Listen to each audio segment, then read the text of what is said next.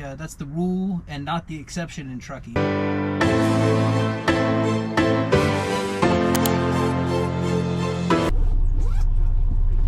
Alright, we're gonna get this thing aired up, but first things first, I need to go wash it. I took a load up to Ontario this last week and ended up in a cow field, and as you may or may not know, it's been raining a little bit here, and I'm okay if the truck's dirty, but the truck is muddy, so let's go get this thing washed.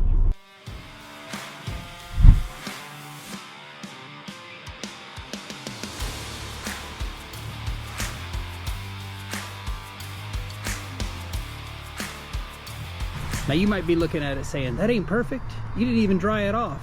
It'll dry off on the drive down to Otay. Once I get down there, I'll clean up the windows. Maybe there comes a time where I become wealthy enough doing this where I go get those $80 truck washes.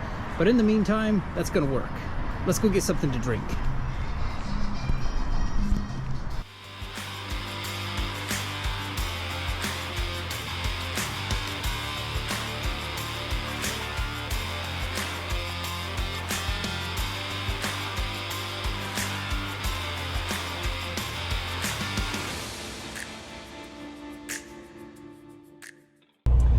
Alright, so got the mud off the truck. Truck looks a lot more acceptable now. Picked up a beverage, heading down to Otay. I'm not due there till 9:33.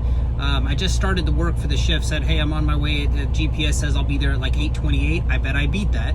But anyway, the good side is hey, I'll start my night a little bit sooner. I may pay for it on the back end though, because this first trailer's ready doesn't mean the trailer going up to Otay, the second part of this trip will be. So ideally, both of them are ready to go, and I get a jump on my night, and I'm done that much sooner. But I may pay for it on the back end and finish this first one up early, and then end up having to wait for the second one. So we'll see.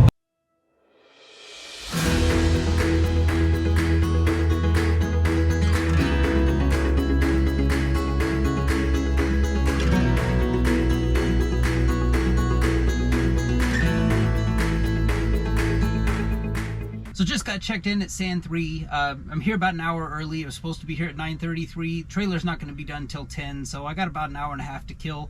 This is the behind the scenes. I mean, this is, people are like, oh, you're working hard out there, you're working hard. I'm sitting here waiting for a trailer. I got my comfy pillow so I can kind of sit how I want. I've got situational awareness. I'm backed up into a corner where I can see the whole yard and, see what's going on and everything like that. But now, between now and 10, I'm going to help my team out and dive into some Clash of Clans.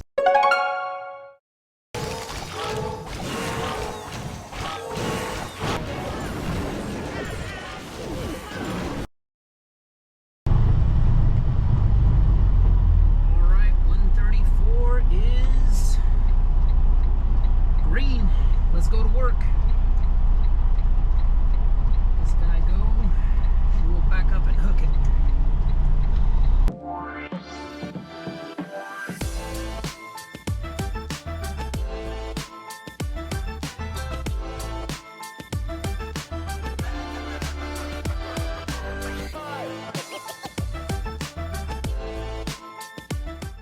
All right. Give this thing a little tug test. Be sure we got it. Got the landing gear lifted up just a little bit. Give it a little tug. We are connected. I'm gonna go do the connections and get this thing on the road.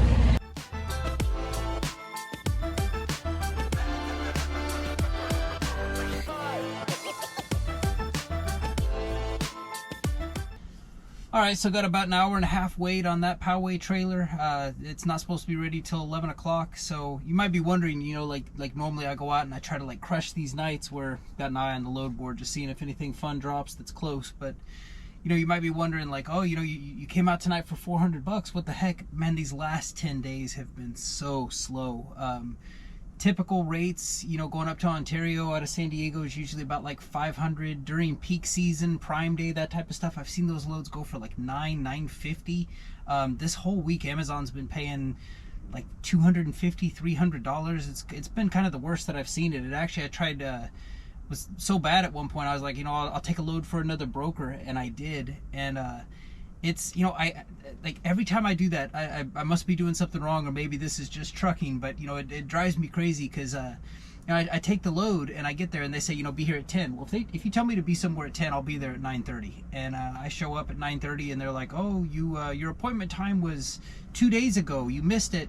We don't have a spot for you. You know, maybe we can squeeze you in later today. And I'm like, how could I be, you know, like I'm showing them what I see on my phone and they're like, oh, it's not you, it's the carrier before you was a no call, no show. And it's like, that's all fine and good, but that's no reflection on me. I mean, I'm one guy, one truck. If the person before me was a no call, no show, I accept no responsibility in that. And it's like, it's tragic, but like, how do we get through this? And then, you know, suddenly the game changes from, oh, you know, I'm 30 minutes early to now they're doing me a favor, squeezing me in later that night. And long story short, this load was like the load from hell. I mean, it ended up, I was supposed to be done at like 2:30. I wasn't done till 4:30 the next morning. I ended up having to stay up there, reset my clock. Unfortunately, I just didn't move for about 12 hours, so I got my 10 hours off in that time. But this load that I showed up 30 minutes for, carrier before me was no call, no show, and they did me the favor of squeezing me in. But it seems to be like that's more of the that's the rule and not the exception in trucking. And that's one thing that I love about Amazon is, you know, this drop and hook stuff. Taking that one across the street, it's 9:42 right now, and that load wasn't even supposed to be done until like 10:45.